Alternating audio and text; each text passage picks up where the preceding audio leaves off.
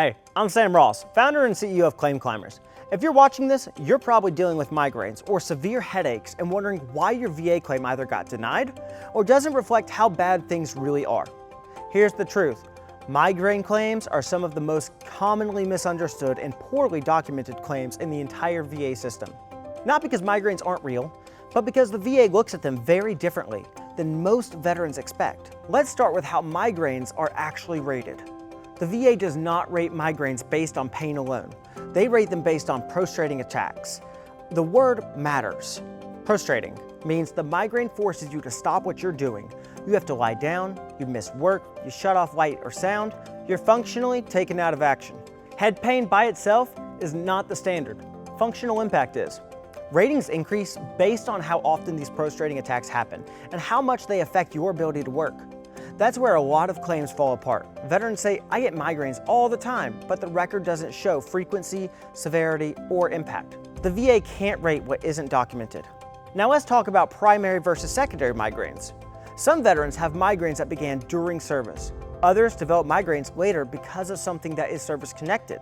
This is extremely common. Migraines secondary to PTSD, migraines secondary to TBIs, migraines tied to sleep disorders, migraines caused or worsened by medication.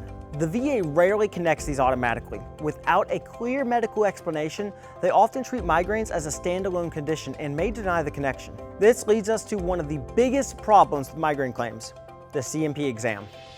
CMP exams often fail migraine claims because they rely on short interviews and incomplete histories. No headache logs, no long-term pattern, no context.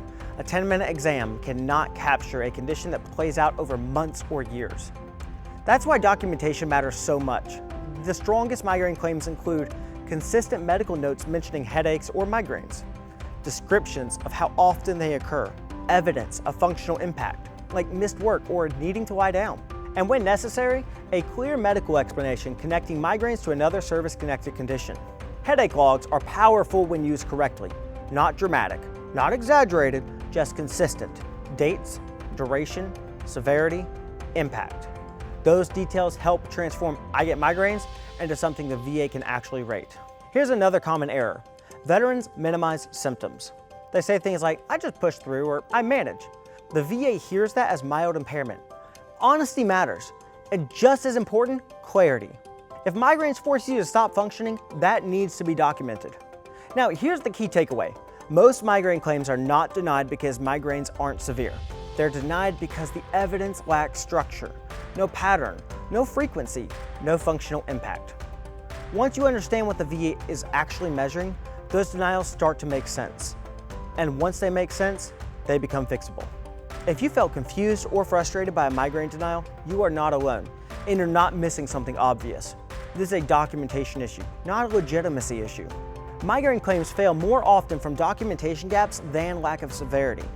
And once that clicks, the process becomes a lot clearer.